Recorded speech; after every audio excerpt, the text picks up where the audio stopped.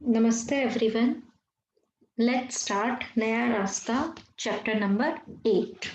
हमने previous video में देखा था चैप्टर नंबर 7 में कि किस तरह अमित जो एक पढ़ा लिखा नवयुवक है पर अपनी माँ की बातें सुनता है। उसकी माँ उसे टॉन्ट करती है, उसे कहते हैं व्यंग्य करती हुई उसकी माँ उसे सुना रही थी और वो चुपचाप अपनी माँ की बात सुन रहा था कि आजकल के लड़के लड़कियों की मत पूछो, उनके तो दिमाग ही खराब हो गए हैं।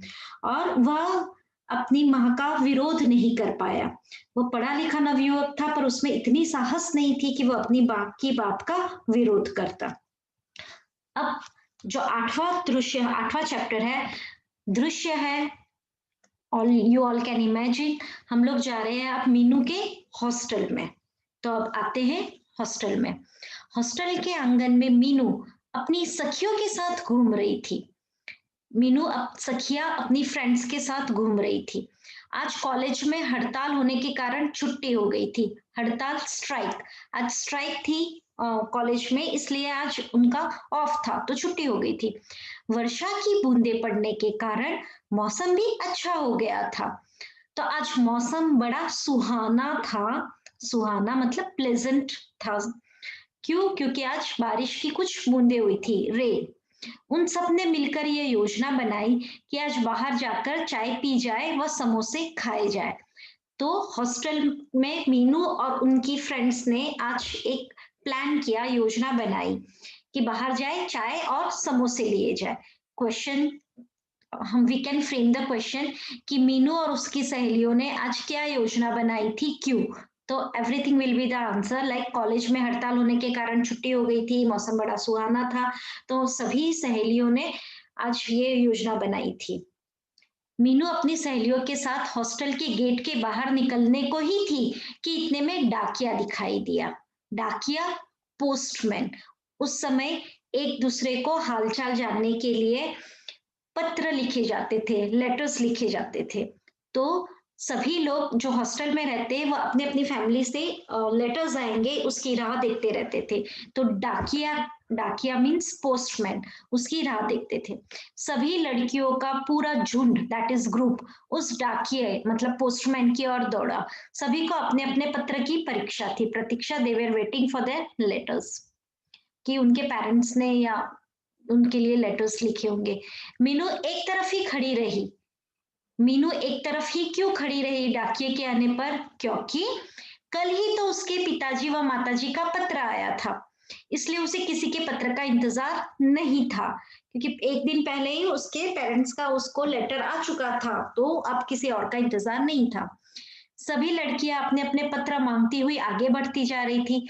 जिन जिन के पत्र आए थे वे प्रसन्न नजर आ रही थी। जिनके लेटर्स आए थे उनके घर से, वो खुश थे, प्रसन्न, खुश थे, हैप्पी थे। और जिनके पत्र नहीं आए थे वे सैड थे, उदास थे। मीनू की सहेली माया उधर से उदास लौट रही थी। Don't get confuse between Maya and Maya Ram ji. Maya कौन है? माया मीनू की हॉस्टल की सहेली है। She is a hostel friend, तो वो मीनू की हॉस्टल की सहेली है। और माया राम जी कौन है? माया राम जी अमित के पिता है। ओके, तो वो उदास क्यों थी? क्योंकि आज भी उसका कोई पत्र नहीं आया था। लगभग 1 महीने से उसकी कोई चिट्ठी नहीं आ रही थी, जबकि माया 4 पत्र लिख चुकी थी। माया किसे 4 पत्र लिख चुकी थी? माया अपने घर 4 पत्र, 4 लेटर्स, 4 लेटर्स लिख चुकी थी, पर अब तक इन रिटर्न कोई रिप्लाई नहीं आया था। इसलिए माया उदास थी और उसे चिंता भी हो रही थी कि कहीं मम्मी पापा की तबीयत तो खराब नहीं हो गई है। आप लोग बुक के साइड में you can write the extra questions which can be framed कि माया क्यों उदास लौटी थी। मीनू माया की परेशानी भली भांति समझ रही थी, भली भांति अच्छी तरह से समझ रही थी।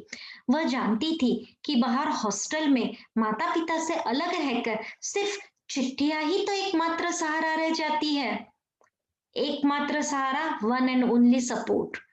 क्योंकि अगर हम हॉस्टल में रह रहे, अपने पेरेंट्स से दूर रह रहे और कोई कांटेक्ट करने का और कोई जरिया नहीं है, there is no other option, तो एक चिट्ठिया ही होती है जो हमें कहीं ना कहीं कनेक्ट कर लेती है। तो माया को प्रसन्न करने के लिए मीनू ने चुटकुले सुनाने शुरू कर दिए, चुटकुले जोक सुनाने शुरू कर दिए, क्योंकि माया उदास थी तो उसे हंसा रही थी एज अ गुड फ्रेंड। उसने मजाक भरे चुटकुले व बातें सुनकर माया माया के चेहरे पर हंसी झलक आई, हंसी झलक आई, खुश हो गई। तो यहाँ माया उदास थी, मीनू ने उसे हंसाने की कोशिश की और उसकी बातें सुनकर, उसके चुटकुले सुनकर माया खुश हो रही थी, खुश हो गई। अभी वे सभी सखियां, सारी फ्रेंड्स बाहर जाकर चाय समोसे के बारे में सोच ही रही थी। मतलब दे हैड प्लान कि हम लोग चलो बाहर जाते हैं, आज स्ट्राइक है, आज हॉस्टल में कोई पढ़ाई नहीं है, तो बाहर जाके चाय समोसे का प्लान उनका हो गया था। प्लान को बोलते ही योजना, योजना बन चुकी थी। इतने में क्या हुआ, तो उनकी योजना उन्हें बदलनी पड़ी। इतने में वर्षा की बूंदें तेज हो गई, अचानक से हैवी रेन होने लगा। वर्षा में बाहर निकलना उन सब ने ठीक ना समझा। तभी उन्होंने कैंटीन के नौकर को बुलाकर, कैंटीन के जो सर्वेंट होते, तो कैंटीन के नौकर को बुलाकर उसने हॉस्टल के बाहर जाने वाली कैंटीन से, हॉस्टल के बाहर वाली कैंटीन से चाय व समोसे मंगवाए। मतलब वो पार्टी तो करना चाहते थे आज, बट हॉस्टल में चाय और कैंटीन नहीं, हॉस्टल के बाहर वाली कैंटीन से चाय व समोसे उन्होंने मंगवाए। सभी लड़कियां बरामदे में बैठ गई। बरामदा that is corridor, you can say a gallery. बाहर जो हॉस्टल के बाहर की जो जगह होती है जहां घूम फिर सकते हैं, उसे कहते हैं कॉरिडोर, बरामदा। अब इंतजार था चाय व समोसे का, तो आज वो हॉस्टल के बाहर जो एक कैंटीन है उधर से उन्होंने मंगाया है। अब वो इंतजार कर रहे, सभी की निगाहें गेट की ओर रुकी हुई थी, कब नौकर चाय समोसे लेकर आएगा। तभी अचानक एक टैक्सी आकर रुकी, उनमें उसमें से एक सुंदर सी लड़की उतरी।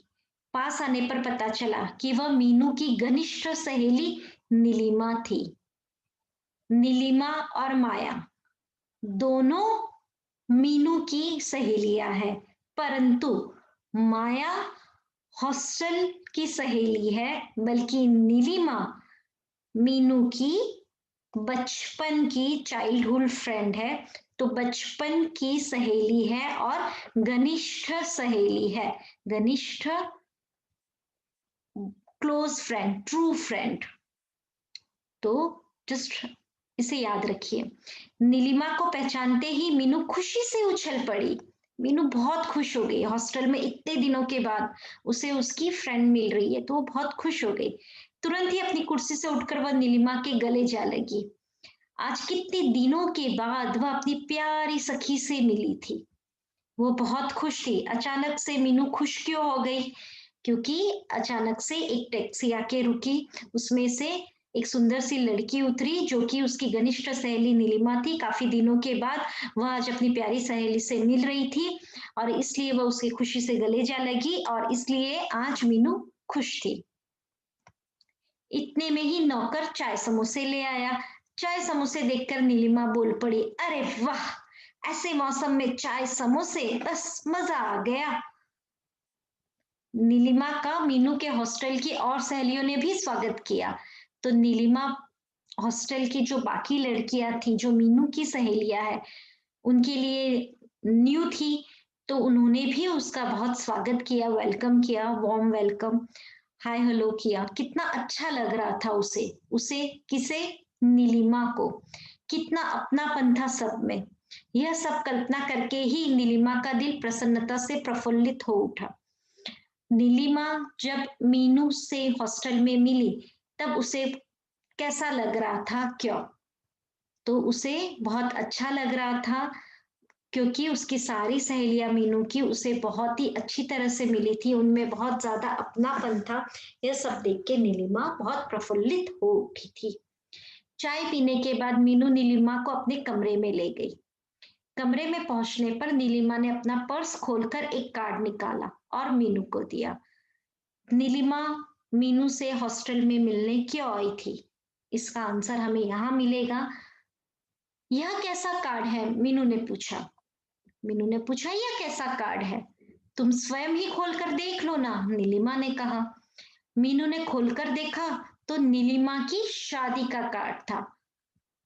शादी का कार्ड, वेडिंग इनविटेशन कार्ड। तो यहाँ आंसर है कि नीलिमा अपनी शादी का कार्ड लेके न्योता देने के लिए अपनी सहेली मीनू के हॉस्टल में आई थी। शादी में बुलाने के लिए इनविटेशन कार्ड दे रहे हैं। ओके, अरे ये तो तेरी शादी का कार्ड है, तूने अभी तक बताया नहीं।